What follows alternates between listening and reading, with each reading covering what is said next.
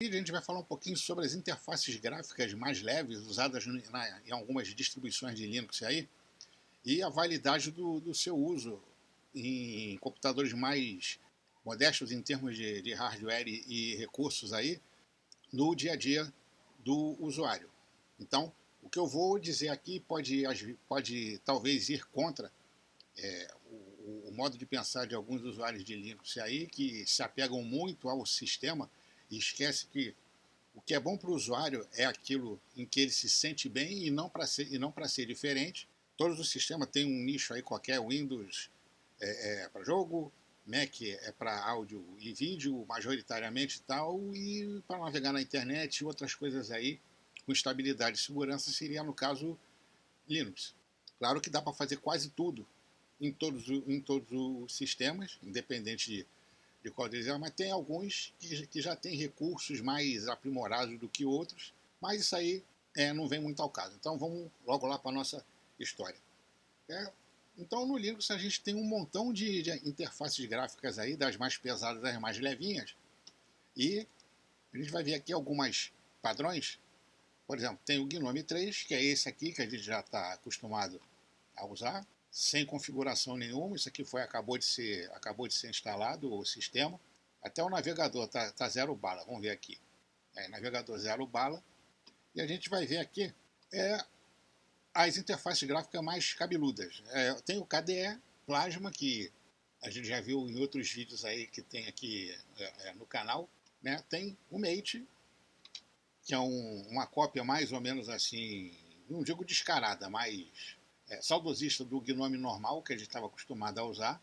Ele, inclusive, você instalando os programas certos, todas as interfaces gráficas, pelo menos as mais comuns e que sejam compatíveis com os efeitos de desktop.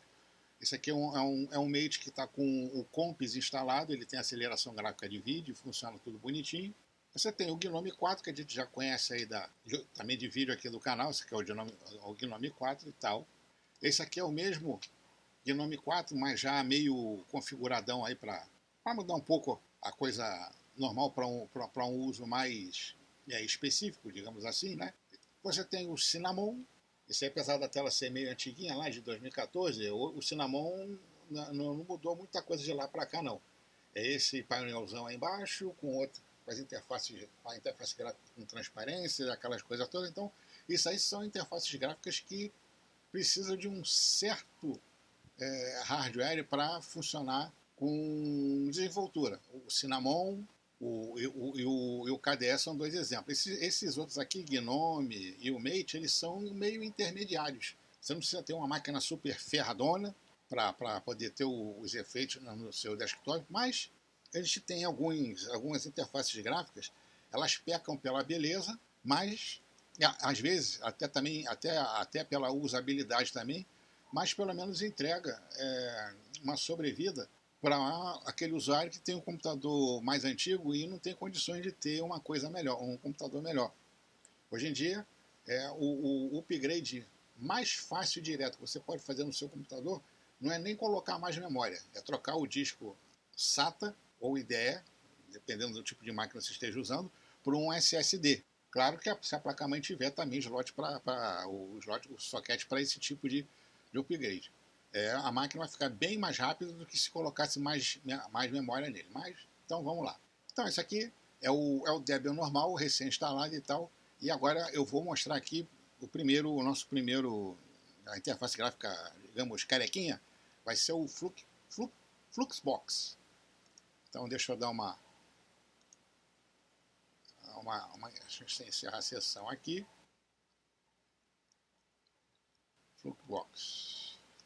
Fluxbox. E está aqui a nossa primeira decepção no uso de uma janela, de um gerenciador de janelas mais levinho. Esse aqui é levinho até demais.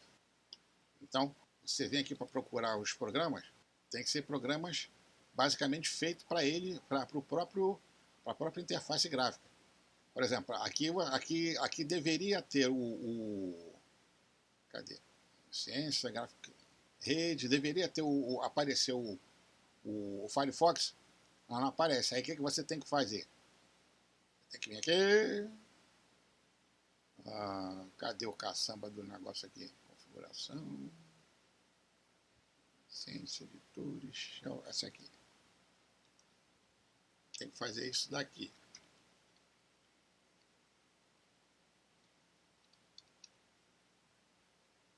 Ou você configura atalhos, porque você não consegue colocar, pelo menos no modo normal.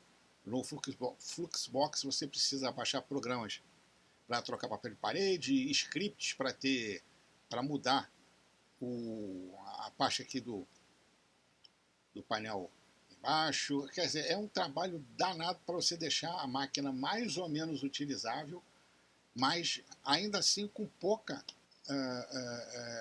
praticidade no uso do dia a dia. O cara que vem do Windows ou de uma versão assim mais gourmet do Linux, quando dá de cara com uma máquina dessa, o cara simplesmente detesta e não quer nem saber de usar o sistema. Você, até para mudar a parte de resolução de vídeo, tem que ser na linha de comando. Aí você tem aqui, isso aqui são os estilos de arte que você muda, né? Vamos botar um Debian Dark aqui. Esse aqui, pelo menos, eu achei menos pior. Por exemplo, vamos lá de novo, vamos lá no nosso Configuration, aplicativos que não tem aplicativo, vamos lá no Shell. A resolução de vídeo é dado pelo programa XRANDR. Então, o XRANDR-Q, isso aqui não é só no Fluxbox, não, também em outras distribuições também aí que não tem a janela de configuração de vídeo direto, como acontece, por exemplo, no Mate, no KDE, no próprio Debian normal. Então, LXDE, XFCE, LXQT, essas bagaças aí não tem esse tipo de recurso de monitoramento, de troca clássica de resolução de tela. Você tem que usar o XANDR ou então algum aplicativo que trabalhe em cima desse XRAND. Vou chamar ele de RAND, de XRAND mesmo. De XRAND para poder fazer a configuração gráfica. Então, esse comando aqui, o XRAND-Q, ele diz quais são as resoluções presentes que podem ser feitas nesse hardware. E para você fixar, você faz isso daqui. Você bota "-S" e escolhe a resolução mais adequada para o seu sistema aí. Vamos botar 1280 vezes 768. Então tá aí. Para você colocar ícones no desktop e outras palhaçadas aí, não tem jeito. Você tem que usar scripts para poder fazer o uso. Mas não é tão ruim assim de todo. A pessoa só tem que se dar um trabalho de se acostumar com uma coisa que... Eu já botei aqui o Firefox funcionando, deixa eu ver. Funciona o Firefox. O problema é a linha de comando.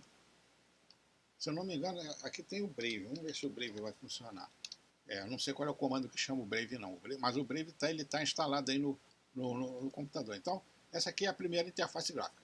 É o Fluxbox. Aí vamos sair dessa bagaça aqui feia.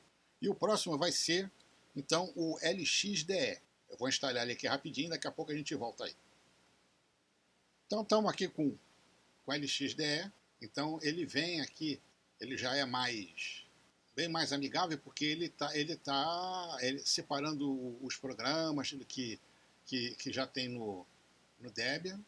Isso aqui eu coloquei naquele do GNOME. E aqui ele já tem um lance de você configurar o monitor usando o XRAND. Então a gente já é mais fácil, não precisa digitar aquela birosca no desktop. A gente salva, ok. Então, tá aqui, é bem mais amigável. E aqui você tem aqui acesso a navegador Brave, todos os programas que você pode usar aqui, porque parte do consumo de memória de um sistema operacional não é só a interface gráfica. Muito também é dos programas que o usuário abre e quantos desses programas o usuário abre ao mesmo tempo. Então isso tudo aí influencia também no desempenho da máquina. Não adianta nada você botar uma interface levinha se você abre um navegador e bota 50 abas dele, 20 programas de fundo rodando no fundo. Não tem computador ruim que resista. E acabam culpando o sistema por essa lentidão. Então está aqui, esse aqui é o LXDE, pode instalar programa, aí tem um gerenciador de arquivos Rapidex, já tem até um navegador chupeta aqui, navegador de arquivos dele, bem a Jatex. Se você não faz muita questão de muita firula na sua máquina, o LXDE ele é bem funcional aí para você deixar o seu sistema bacaninha. Eu ainda prefiro o GNOME. Então o próximo que a gente vai ver aqui vai ser o LXQT, que, como o nome diz, é baseado em Qt, como o KDE. Mas antes eu vou tirar o LXDE, porque o LXDE, os ambientes gráficos, não o gerenciador gráfico, ele costuma instalar programas, entre aspas, próprios, para você usar. Então, o Mate, você tem o Mate Terminal, você tem o Mate Configuration, você tem o Mate Tweet, Mate isso, Mate aquilo. O KDE é a mesma coisa, o GNOME é a mesma coisa, o Cinnamon a mesma coisa, e o gerenciador de janela em si, ele não precisa desses programas, ele vai eventualmente usar o que já tem de programas no sistema. Se vai abrir ou não nele é outros 500. Então, já volta já já. Tá aqui então o LXQT, e a gente pode vir aqui na parte de... Ele também tem as suas transparências, é bem legalzinho de se usar também, mais amigável, digamos, também, né? Vamos ver aqui no sistema, né? Definições da XQT, aquele lance de definições do monitor usando o tal do XRandR. Vou deixar esse aqui. Da Yes, down save, caps look, no look, scroll look, tudo look. E aqui a gente pode ver que a parte de multimídia ele também pega tudo, né? SM Player. No caso aqui, como ele é um ambiente, ele tem seus próprios programas, LX Terminal, Terminal e coisas assim, em relação aos próprios programas que o GNOME Desktop Environment eles usam. Também ele usa o Pacman como gerenciador de programa, de arquivos, né? Também bacaninha pra caramba, a preferência de trabalho, você pode fazer tamanho dos ícones, né, papel de parede, apresentação de slides para você mudar o papel de parede automaticamente e tal. Então também é uma outra alternativa. Se é uma outra, é uma alternativa. Olha aí como é que é o nome disso? O nome disso é redundância. Então o LXQT e o LXDE são duas vertentes basicamente da mesma interface gráfica, só que algumas coisinhas a mais ou a menos ou coisas assim, e que deixa também a máquina bem fluida na hora de funcionar em máquinas mais carequinhas, vamos assim dizer. E o outro que a gente vai usar, que ele deve ser mais famoso, que é o XFCE, que a gente volta daqui a pouco então. Então, por que eu estou fazendo essas pausas no vídeo? Porque eu estou desinstalando a interface gráfica e colocando a outra por cima, porque a interface gráfica não, o ambiente gráfico Desktop Environment é um ambiente gráfico, porque o ambiente gráfico ele costuma instalar programas próprios, então, e o sistema consegue reconhecer no GNOME, nos outros ambientes operacionais, eles conseguem, nos outros ambientes gráficos, eles conseguem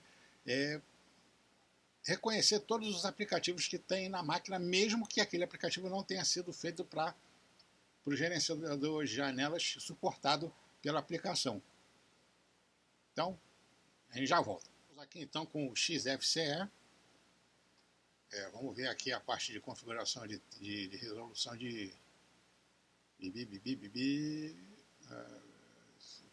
acessar de configurações, monitor. A gente vai colocar aqui Esse aqui.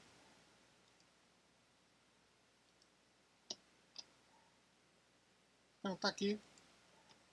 É como se fosse um Gnome desgnomizado.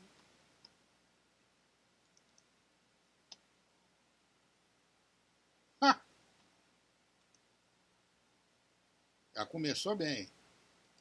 Bom, enfim. Ih! Não tem problema não. Isso aí é de tanto ficar tirando e colocando os ambientes gráficos.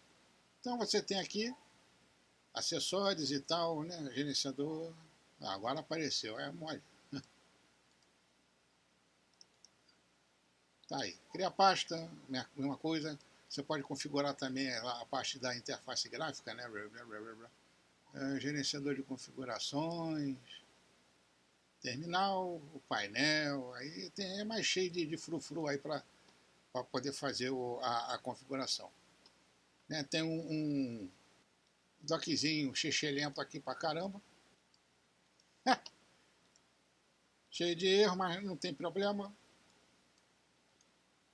Vamos ver se ele pegou. Tá tudo funcionando aqui.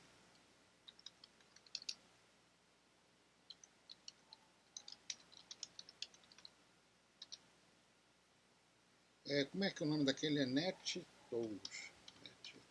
Acho que é esse. Para poder usar o ping. É mole?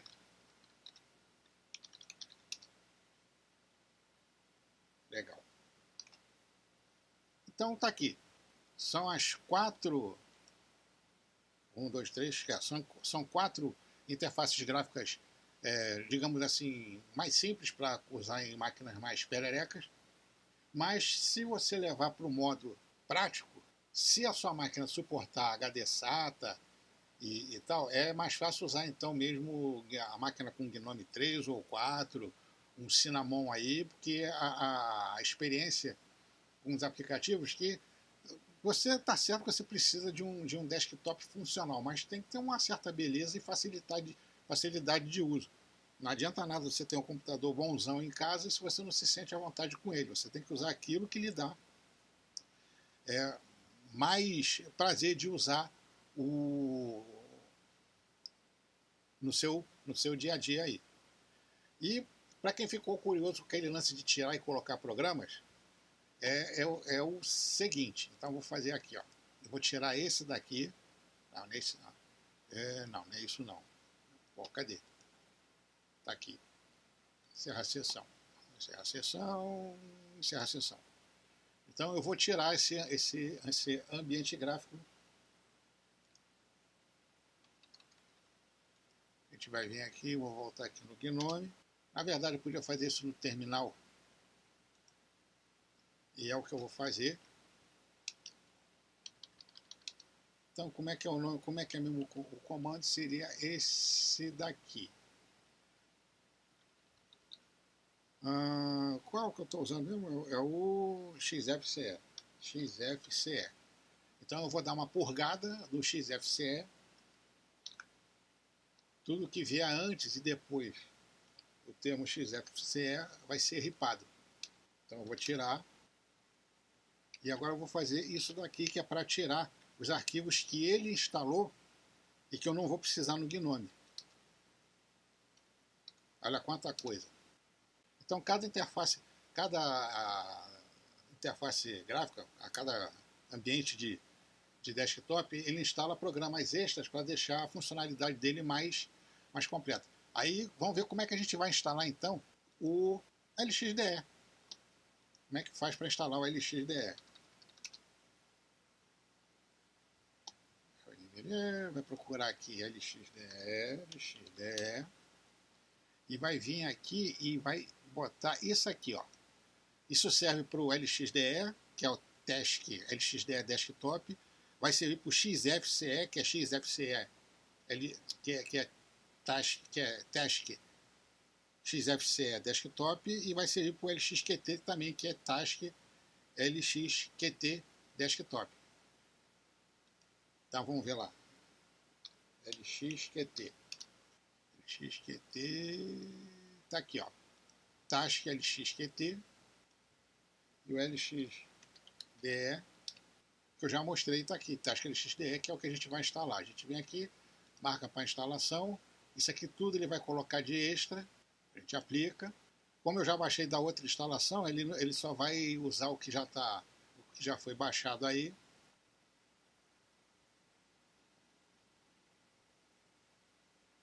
Terminou de instalar, a gente vem aqui, encerra a sessão e vem aqui e coloca lá LXDE e dá o Enter. Então tá aí funcionando bonitinho o nosso, as nossas interfaces gráficas. Cadê aquele negócio de preferência? Que sabe. Configuração de monitor. A gente vem aqui, 1400 e blá por 900, aplica, ok, salva, tá salvo. Então tá aí, é só olhar. Se você não gostar de algumas coisas aqui, você pode remover, você pode colocar outras besteirinhas também. Adicionar, remover itens do menu. Você pode vir aqui, tem um montão de outros bagulhos para você colocar. Então é esse aqui o vídeo sobre interfaces gráficas mais simples. Tem até outras aí também, mas que preferi falar sobre essas quatro que são mais conhecidas. E o uso delas vai ficar por conta da necessidade de cada um. Então, falou? Então, se você gostou do vídeo, se não gostou também, você quebra o galho do velho aí, assina o canal aí, divulga nas redes sociais para a gente continuar colocando, ou pelo menos tentando colocar o conteúdo útil que as pessoas tenham vontade de assistir. Falou? Então, até o próximo vídeo aí. Valeu!